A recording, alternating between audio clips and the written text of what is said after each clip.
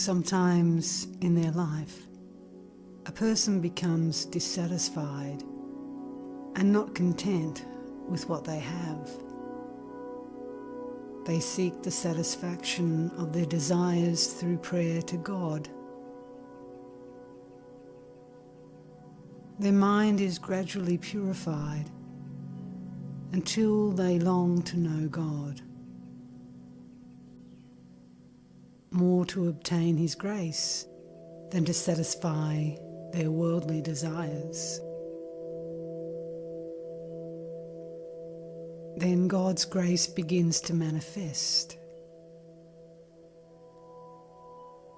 God takes the form of a guru and appears to the devotee, teaches them the truth, and moreover, purifies their mind by association. The devotee's mind gains strength and is then able to turn inward. By meditation, it is further purified and it remains still without the least ripple. That calm expanse is the self.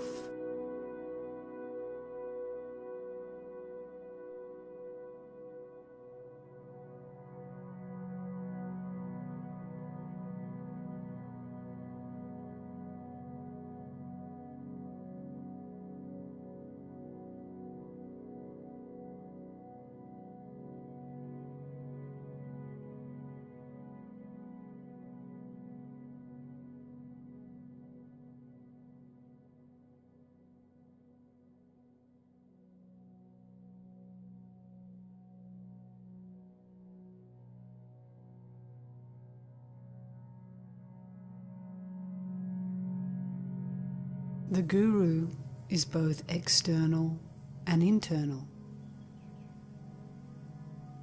From the exterior, they give a push to the mind to turn it inwards. From the interior, they pull the mind towards the self and help in the quietening of the mind. That is the Guru's grace.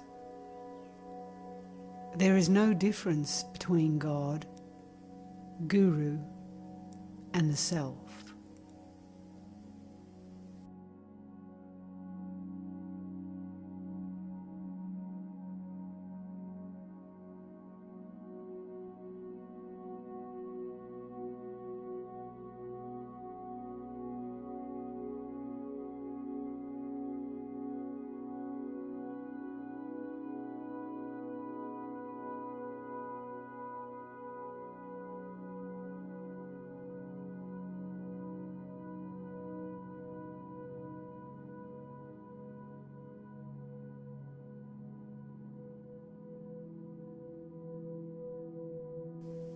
The Master is within. Meditation is meant to remove the ignorant idea that God is only outside. If they are a stranger whom you await, they are bound to disappear also. What is the use of a transient being like that? But so long as you think you are separate, or that you are the body, an external master is also necessary, and they will appear to have a body. When the wrong identification of oneself with the body ceases, the master will be found to be none other than the self.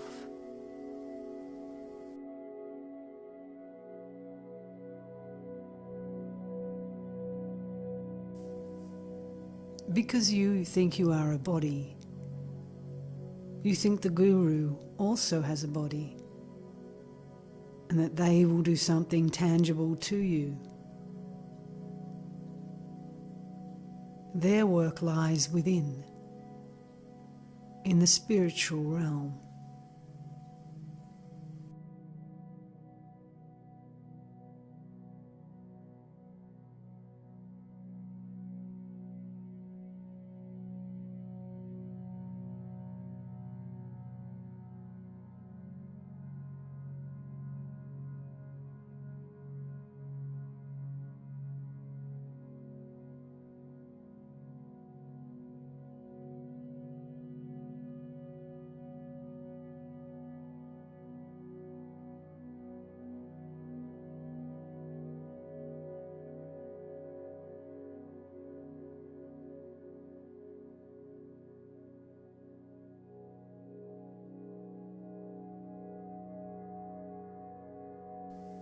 You ask how the Guru is to be found.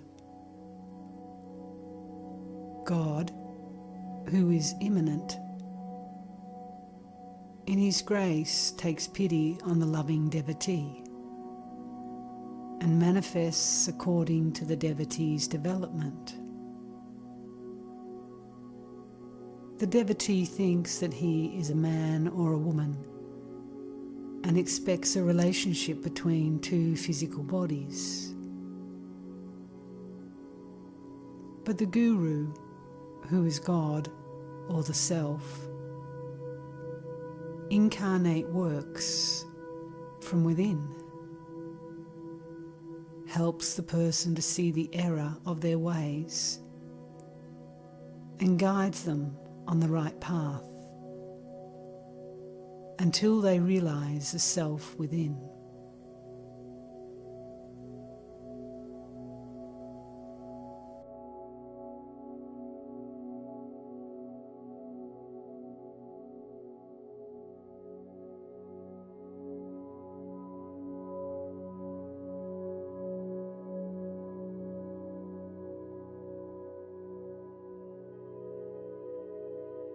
The mark of a real teacher or Sadguru is steady abidance in the self, looking at all with an equal eye, unshakable courage at all times, in all places and circumstances.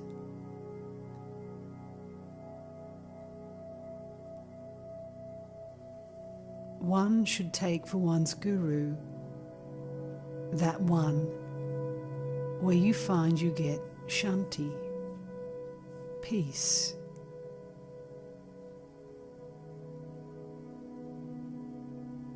But one who instructs an ardent seeker to do this or that is not a true master. The seeker is already afflicted by their activities and wants peace and rest. In other words, one wants cessation of their activities. If a teacher tells them to do something in addition to or in place of their other activities, can that be a help to the seeker?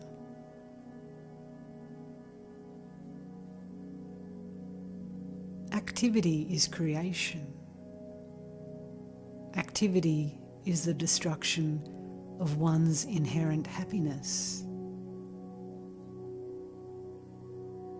If activity is advocated, the advisor is not a master, but a killer. In such circumstances, either the Creator, Brahma, or death, Yama, may be said to have come in the guise of a master. Such a person cannot liberate the aspirant. They can only strengthen their fetters.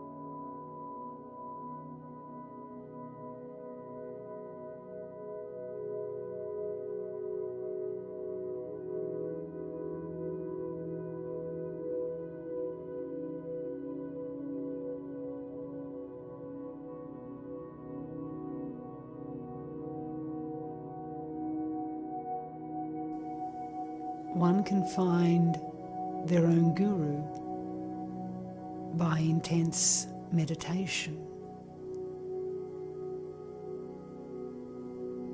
Although in absolute truth, the state of the guru is that of oneself, the self. It is very hard for the self, which has become the individual, jiva, through ignorance, to realize its true state or nature without the grace of the guru.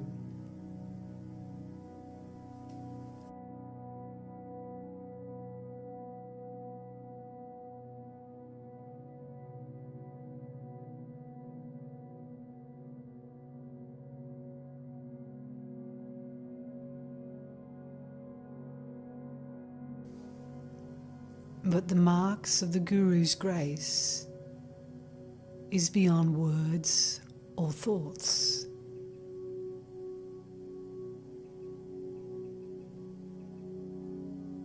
It is like the elephant which wakes up on seeing a lion in its dream. Even as the elephant wakes up at the mere sight of the lion,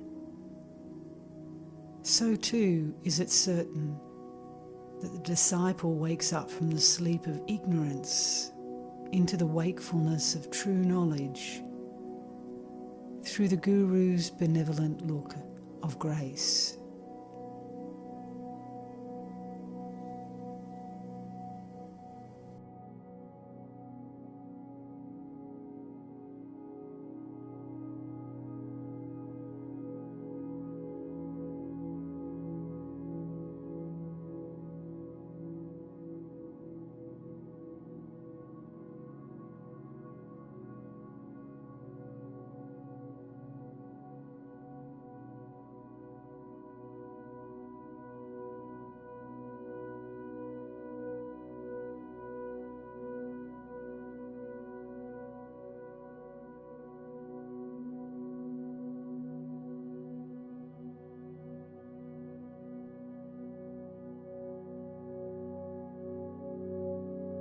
First, the individual soul who desires to attain the state of Godhood or the state of true knowledge practices incessant devotion. When the individual's devotion has reached a mature stage, the Lord, who is the witness of that individual soul and identical with it, manifests.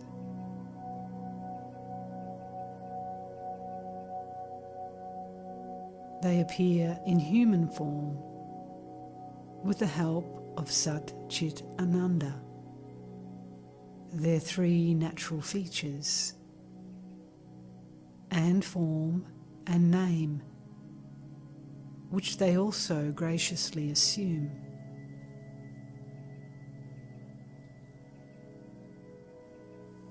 In the guise of blessing the disciple, they absorb them in themselves.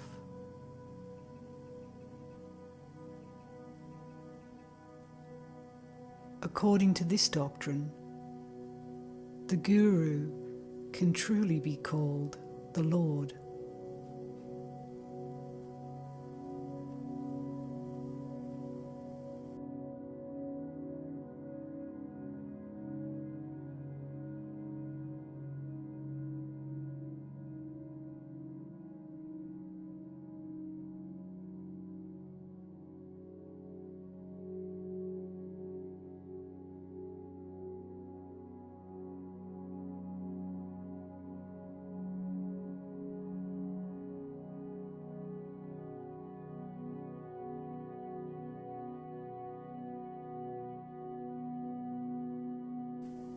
You ask how some great persons attain knowledge without a guru.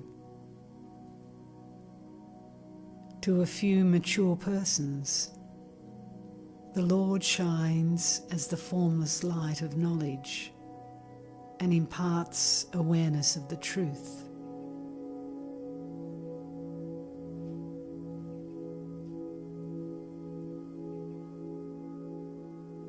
One is the proper guru, to whom your mind is attuned.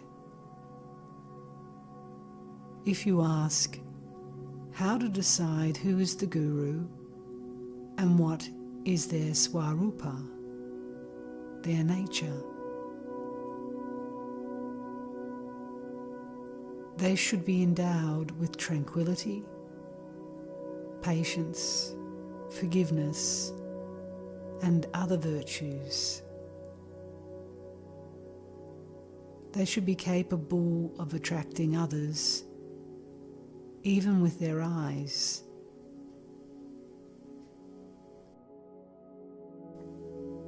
Just as a magnet attracts iron, they should have a feeling of equality towards all.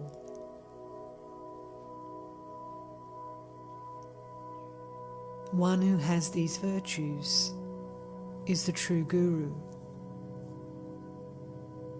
But if one wants to know the nature of the guru, one must know one's own nature first.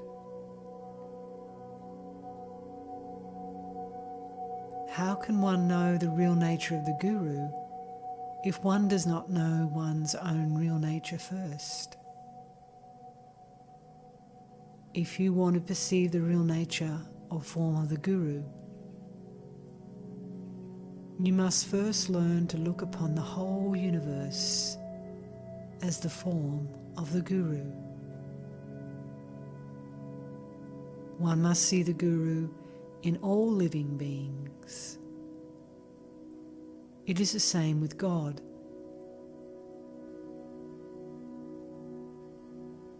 You must look upon all objects as God's form.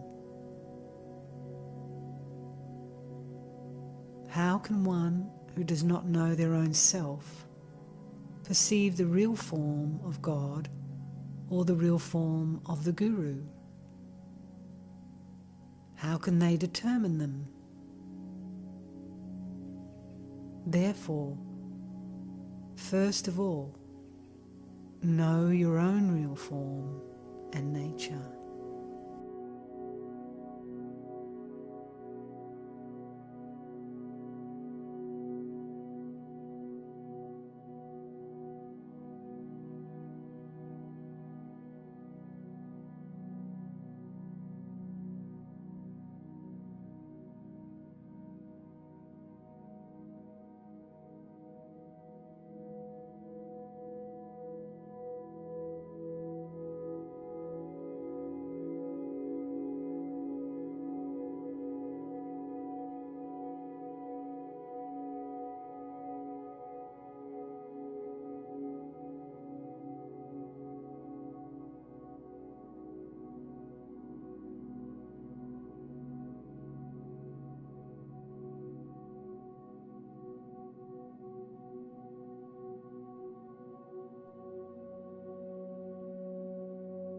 Liberation is not anywhere outside you.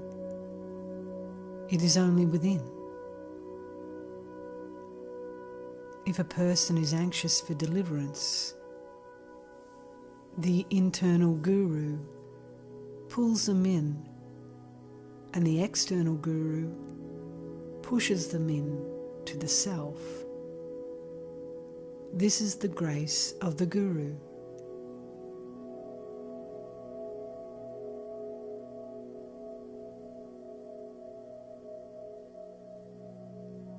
And I have never said that there is no need for a guru.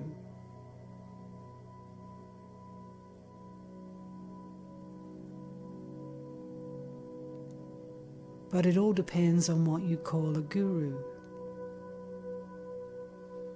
They need not be in a human form. Dattatreya had 24 gurus, including the 5 elements: earth, water, fire, and so on. Every object in this world was his teacher. The guru is absolutely necessary. The Upanishads say that none but a guru can take a person out of the jungle of intellect and sense perceptions. So there must be a guru.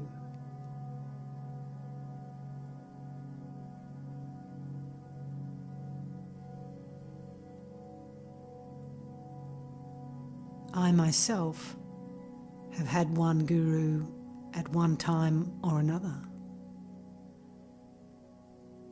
Did I not sing hymns to Arunachala? What is a guru? Guru is God or the Self. First, a person prays to God to fulfill their desires.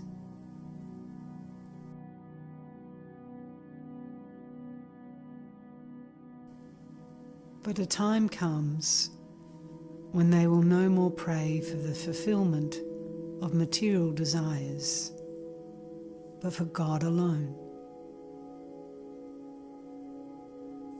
God then appears to them in some form or other, human or non-human,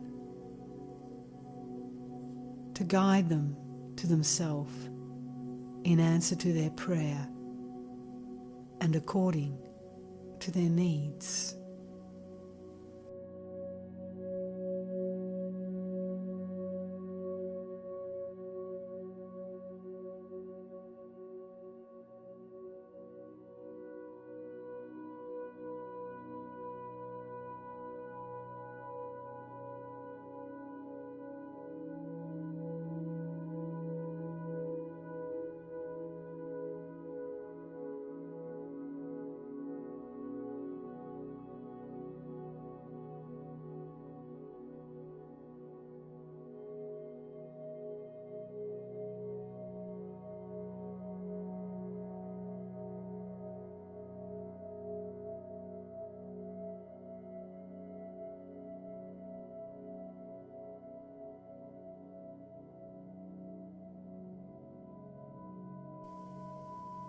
The Sadguru, the Guru who is one with being, is within.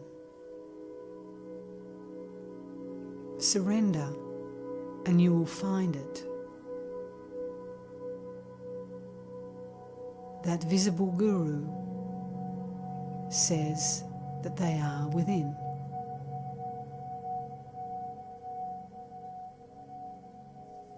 The success of your practice is due to the grace of the Guru. The fruits are the result of the practice and follow it automatically.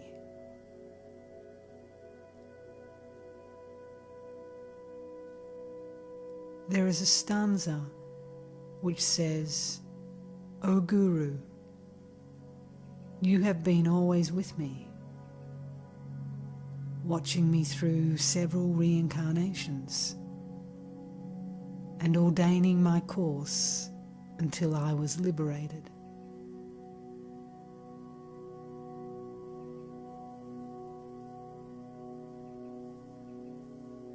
The Self manifests externally as the Guru when the occasion arises.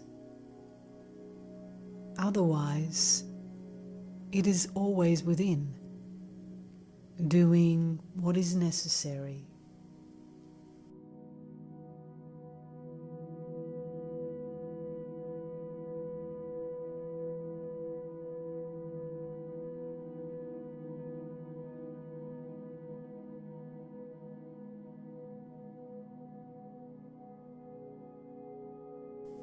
But the Guru does not bring about self-realization. They simply remove the obstacles to it.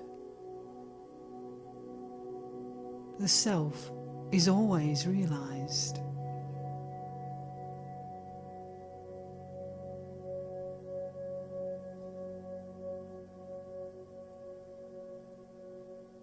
But so long as you seek self-realization, the Guru is necessary. Guru is the Self.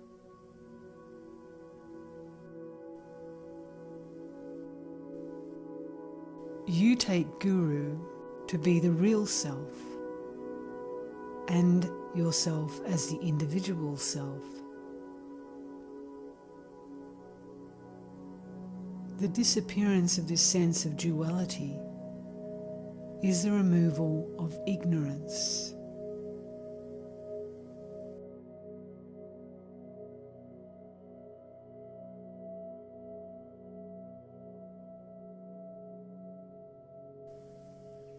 So long as duality persists in you, the Guru is necessary,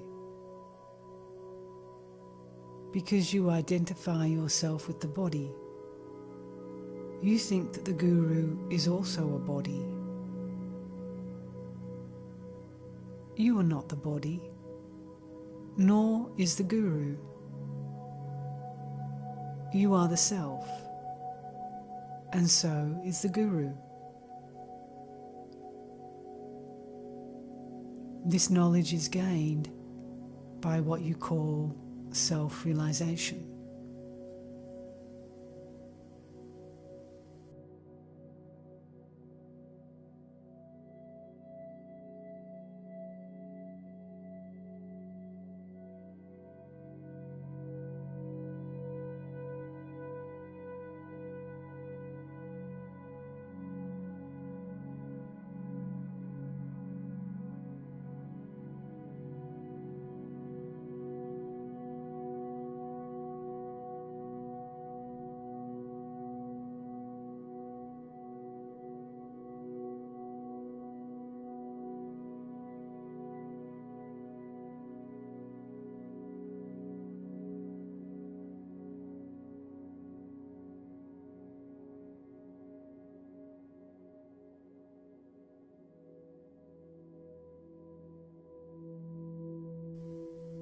One can know whether a particular individual is competent to be a guru by the peace of mind found in their presence, and by the sense of respect you feel for them.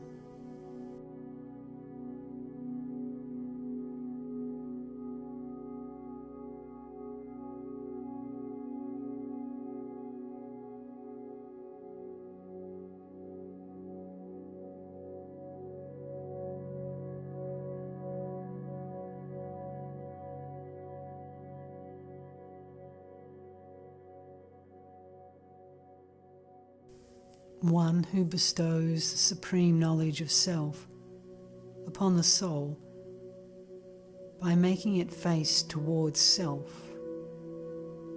alone is the supreme Guru,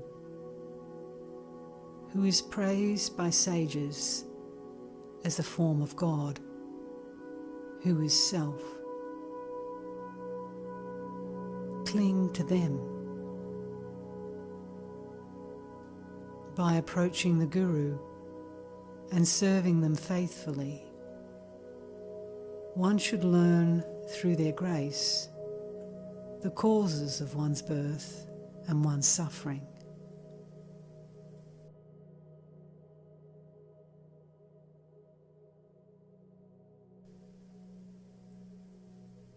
Knowing then that these are due to one's straying from self, it is best to abide firmly as self.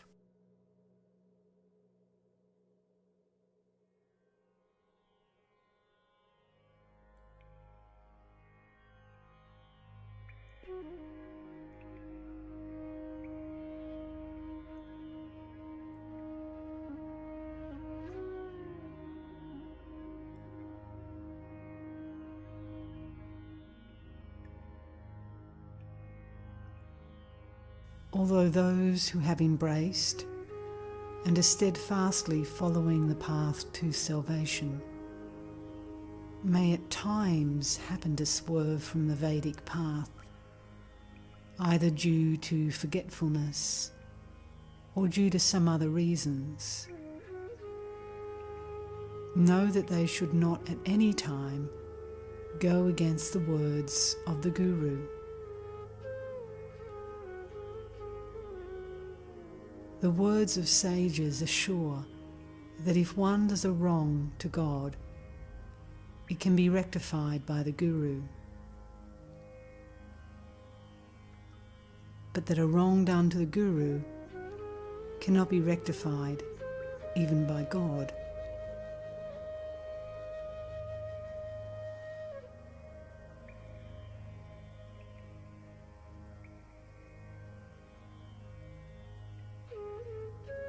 For one who, due to rare, intense and abundant love, has complete faith in the glance of grace bestowed by the Guru,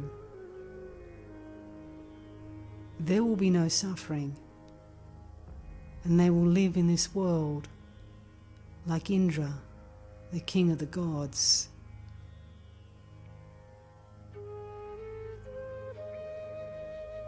Peace, the one thing which is desired by everyone,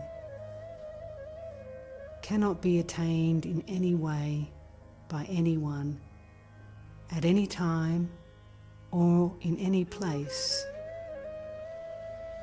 unless stillness of mind is obtained through the grace of the Sadguru.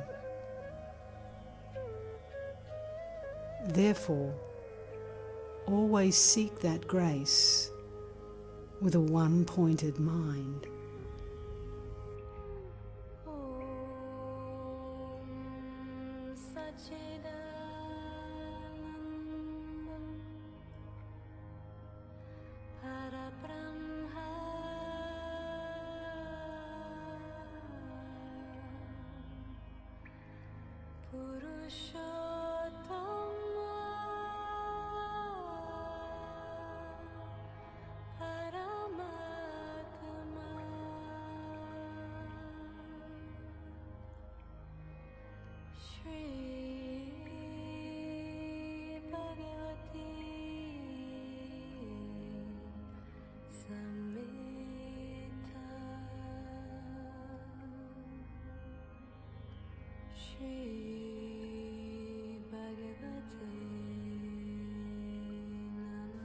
You say that you are leaving and going away.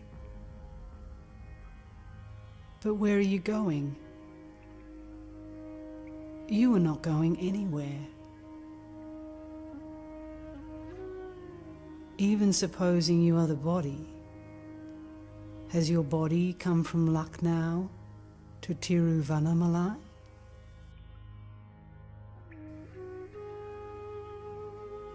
You simply sat in the car and one conveyance or another moved.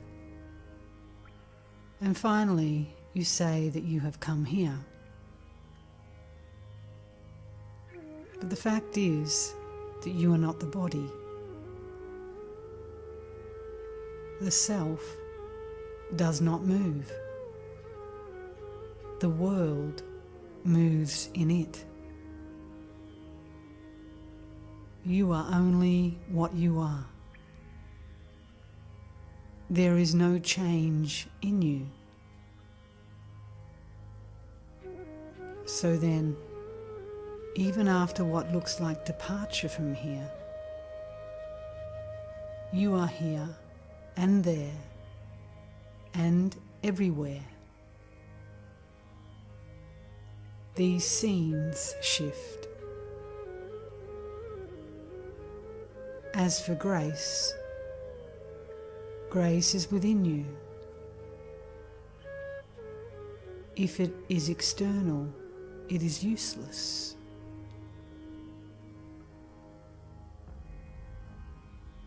Grace is the self,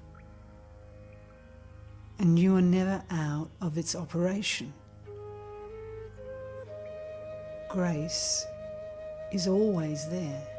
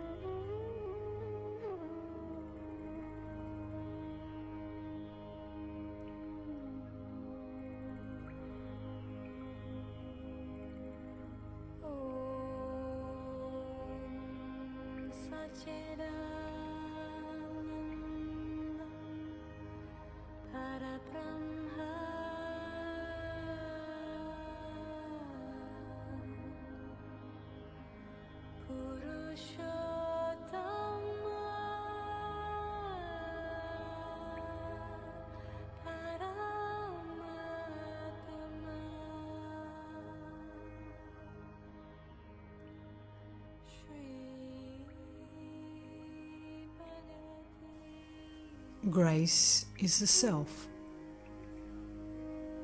I have already said, if you remember Bhagawan, you are prompted to do so by the self. Is not grace already there?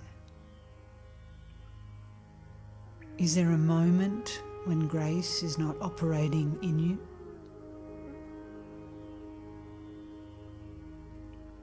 Your remembrance is the forerunner of grace.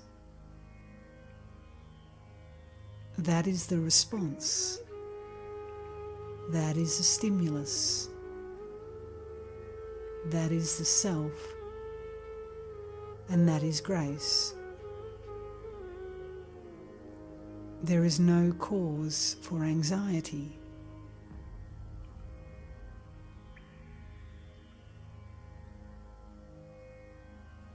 The very fact that you are possessed of the quest for the self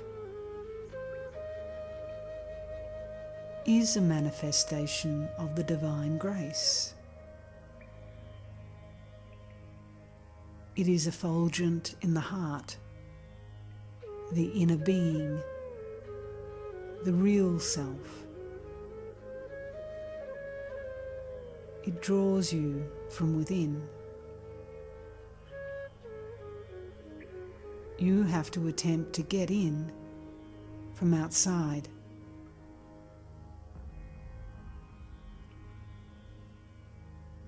Your attempt is the earnest quest.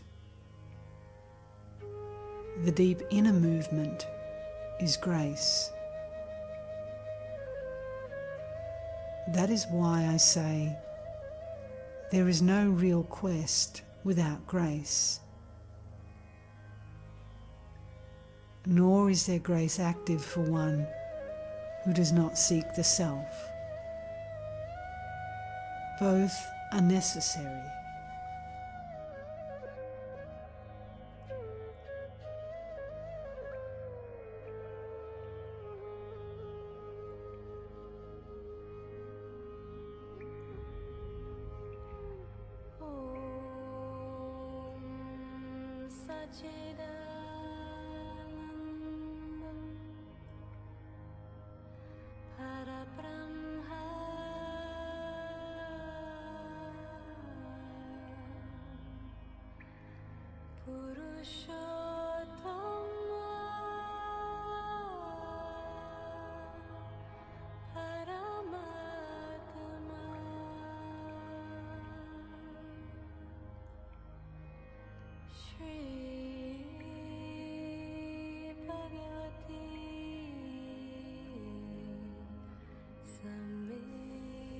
Guru is necessary so long as there is ignorance.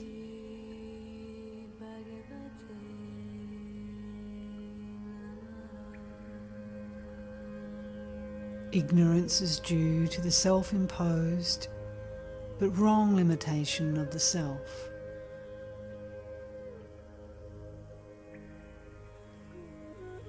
God, on being worshipped, bestows steadiness in devotion, which leads to surrender. On the devotee surrendering, God shows their mercy by manifesting as the Guru. The Guru, otherwise God, guides the devotee, saying that God is within and that they are not different from the self.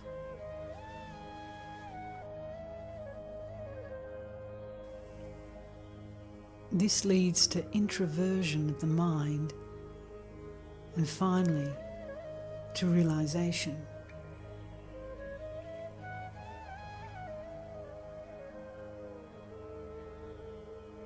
Effort is necessary up to the state of realization.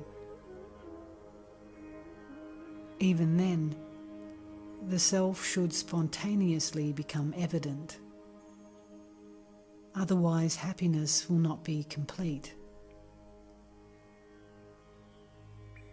But up to that state of spontaneity, there must be effort in some form or another.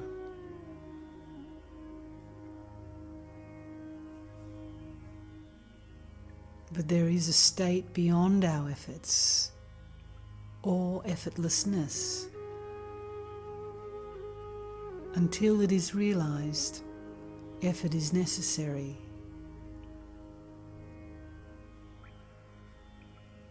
After tasting such bliss, even once, one will repeatedly try to regain it. Having once experienced the bliss of peace, no one wants to be out of it or to engage in any other activity.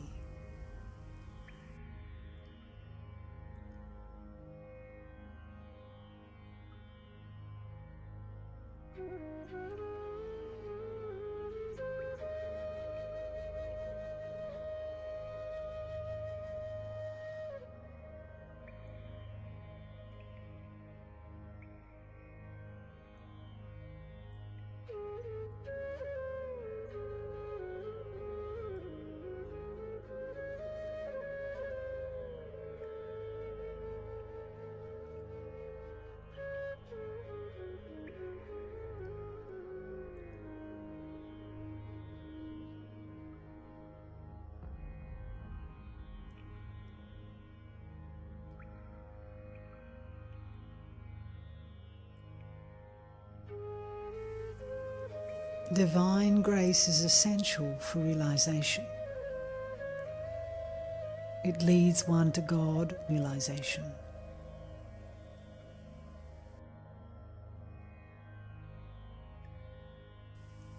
But such grace is vouchsafed only to them who is a true devotee or a yogi.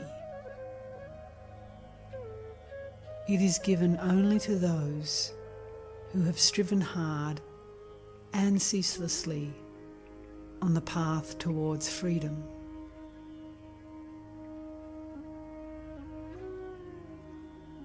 Distance can have no effect upon grace. Time and space are within us. You are always in yourself. Time and space cannot affect it.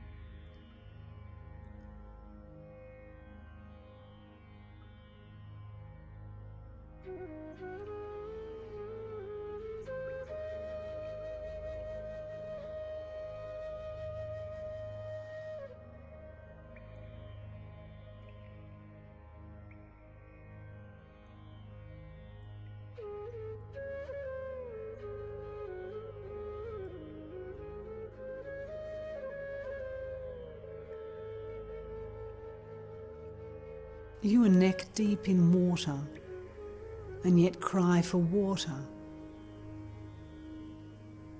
It is as good as saying that one neck deep in water feels thirsty, or that a fish in water feels thirsty, or that water feels thirsty.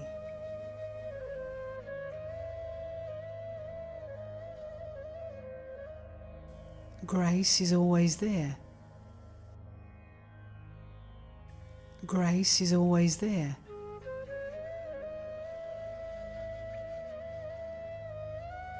Grace is always there.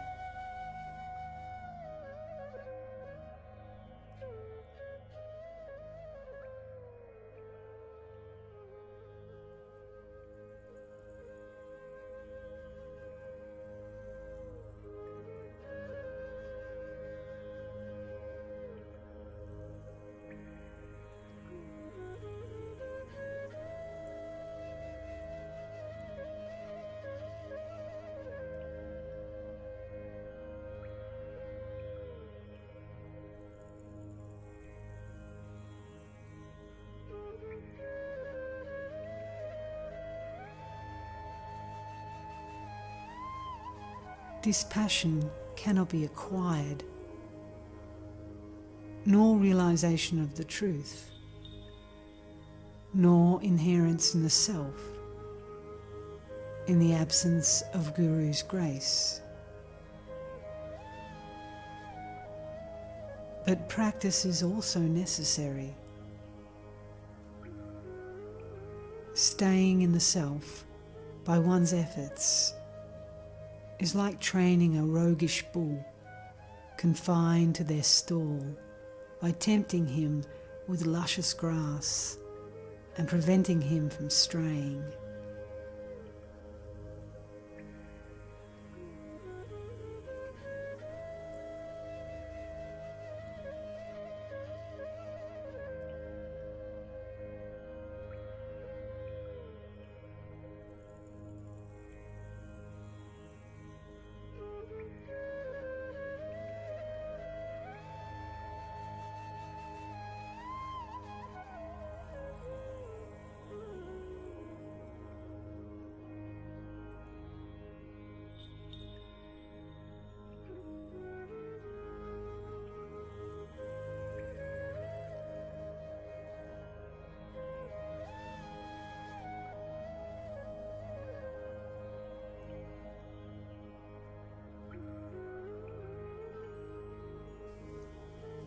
Your desire to know how long it will take to get the grace of the Guru is an obstacle in itself. The self is ever there. There is nothing without it. Be the self, and the desires and doubts will disappear.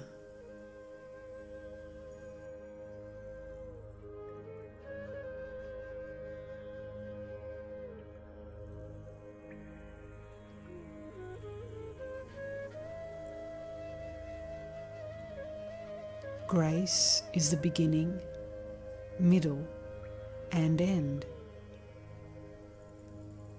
Grace is the self.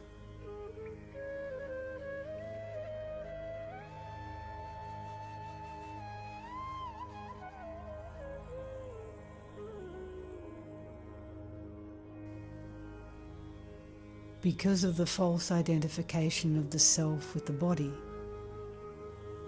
the Guru is considered to be a body.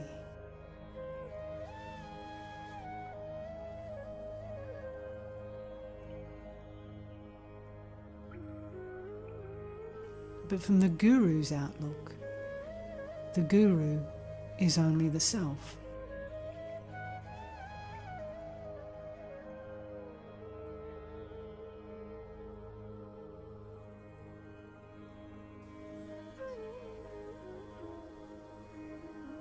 The self is one only,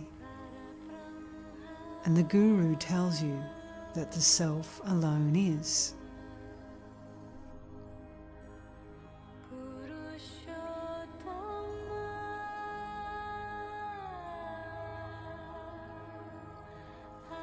Is not then the self your Guru?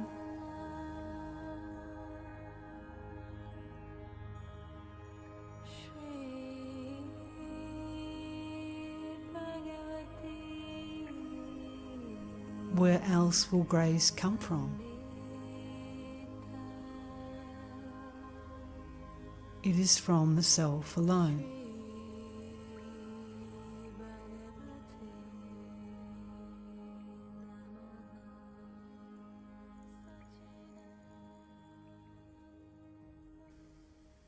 manifestation of the self is a manifestation of grace, and vice versa.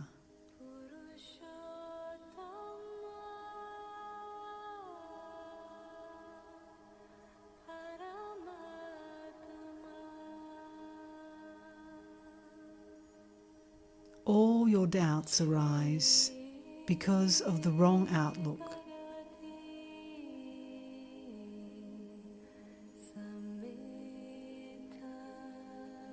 And consequent expectation of things external to oneself.